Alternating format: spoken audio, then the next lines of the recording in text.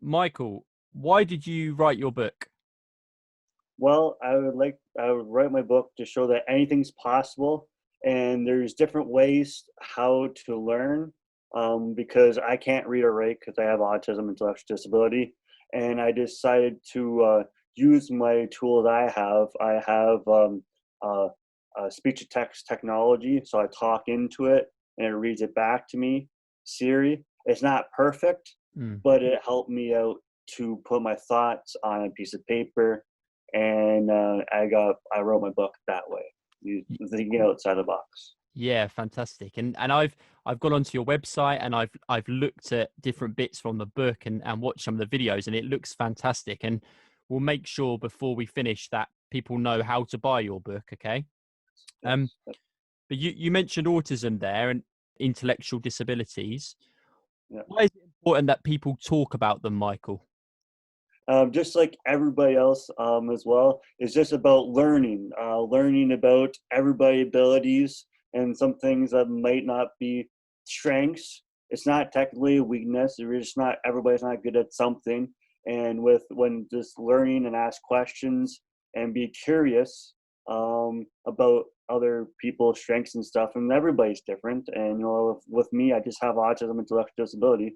Doesn't mean that I'm different than everybody else, because in a sense I am, but but everybody else is good. Yeah, no, that's great. And I know there's so many young people here in England who will hear that and be inspired by that. So that's some great comments there. So I'm talking to you from England and you're in Canada. Yes. Um, can you tell us a bit about what it's like in Canada, how people understand autism, and is there a lot of support? What is it like living in Canada for you? For me, for Canada, it's very inclusive with the part that I'm from, and I would just say that they want to learn because with my book, I help out, like I do presentations, and I talk to different kinds of agencies and things like that, and I even go to schools. I go to elementary schools, high schools, universities, and colleges, and I talk about authentic inclusion and my disabilities and anything else of that. And they're very, very engaged. And sometimes there's also Autism Day. They also ask me to come by and talk about autism that day as well. So this Wow. it's a very good receiving message so far, I think. And school systems are good too, and they help me out as much as I can. Yeah, And that's brilliant because that's obviously what we're trying to do here in Essex, in England, and we have young people who do exactly what you just mentioned. So it's great to hear. I'm fascinated to hear how it works in Canada. And you said that I know I spoke to your dad before talking to you, yes. and he said that you have a number of roles, and one of them is that you're a vice president. Can you tell us what you're vice president of? Well, I'm a vice president for Cuban Ontario. It helps out people that have intellectual disabilities, and we just talk about with housing and things like that to help sure that everybody's more included, and things like that. But also too is I would say there's another, and they also have great, um, they have great low or Programs. programs, and one of them is called Reaction for Inclusion, and it helps out people around high school, and it talks about authentic inclusion. So they go back to their high schools and to talk about inclusion, and they go back to their high schools to make some differences in their high schools and to focus on their abilities. And there's lots of times where there's people that have disabilities and abilities come together and we talk about authentic inclusion. It's an amazing thing, and I do a couple presentations for them as well. It sounds like there's lots of great stuff going on, Michael. But Yes. we always know that more could be done. So what more do you think could be done, Michael, in your area to make sure it's even more inclusive? Um, well, I would just say like to help out much as you can, to learn learn about different abilities and things like that, and ask questions and try to get people to come together and trying to learn about different things like reaction for inclusion. And I just said, and I think that's more important to learn that way and to have conversations just like you and me are having learning about each other, things like that. Like, so it's very, very important to interact, and especially now because it's COVID-19, lots of times people are not interacting with each other. So it's good that we can even do this virtually to have a conversation and talk about things that are important to both of us. So Yeah. continue the conversation. So Michael, once COVID-19 is done, what do you think you're going to continue to do? I want to keep on continuing to do presentations, to go back to the elementary schools, high schools, and the communities, different kind of presentations to help me out, as well as to help everybody else out, to educate and things like that. Yeah, absolutely. And that's, you even read my mind there, Michael, because my next question was going to be, what plans have you got for the future? So I know you just mentioned about presentations, and obviously you've got your book as well, which is great. But do you have any other ambitions for the future? Yes, I wrote my first book, but I'm also co-writing an elementary children's book.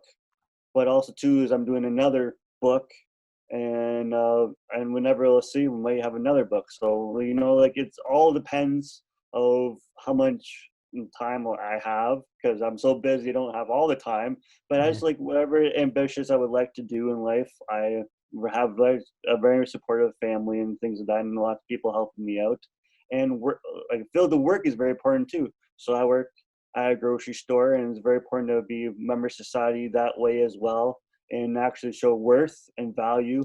And it's very important to me to do all different kinds of things and help out as much as I can in my own community, because I believe in my community as well. It's very important to be a member of society, things like that, and a positive attitude, working hard, and things like that. Just like really, those are the most important things, is to work hard and have a positive attitude. And Yeah. I never give up, and sky's the limit. Yeah, absolutely. That your positivity shines through so much, so much. Honestly, Michael, I think you're such a good speaker. We've only just met, we're having this conversation, but I love everything that you stand for and that you talk about. Is absolutely brilliant. And we, again, before starting to record this, me and Dad were chatting for some time beforehand, and he mentioned that you've been involved with the Special Olympics. Yes, I'm a big. I really like Special Olympics a lot. I started when I was 13 years old. I'm 28, so 28, so 15 years, I think. I don't know, my math is not that good. That's another challenge.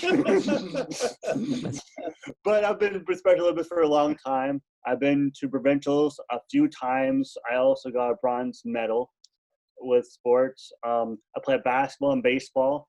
Baseball is lots of fun, and basketball is lots of fun. But one of the things I don't like doing is running. I don't like to run, but that's why I'm a Special Olympics athlete. But I do like the sports, and I do like involved with everybody and things like that. And I'm also a basketball player, and I'm 6'3". And so basically for basketball, I'm underneath the net, putting up my hands and passing the ball to people that want to run.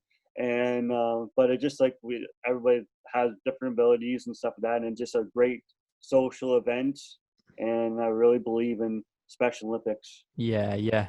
No, that's great. It's great again hearing from another country over the ocean to hear what you do, because we've got a young ambassador. She's just become an ambassador, and she was meant to be competing in the Special Olympics here in the UK. So that's a really good connection, Michael. So that's kind of everything that I wanted to ask you, Michael. You've given some really good detail on lots of different things, but if people, and I'm sure there will be lots of people who'd be interested in finding out more and buying your book.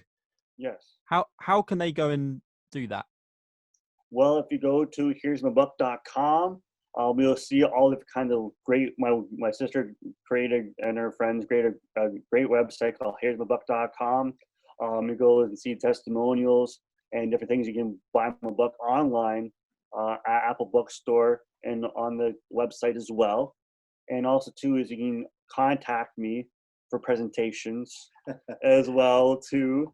And just have a conversation and things like that. And it's a very good website. And also too is I also got my book translated to French. as well. So now it's French, a book. I don't speak French, so that's one thing. I don't speak French, but it's a French book. Yeah. But I just want to show about that. I have a very, very strong feeling that this won't be the last conversation we have, because I'm really inspired by what you're doing, Michael, and everything that's going on in Canada. Thank you so much for your time, Michael and Dad. Thank you very much. Take care. Have a nice day. Bye-bye. Bye-bye.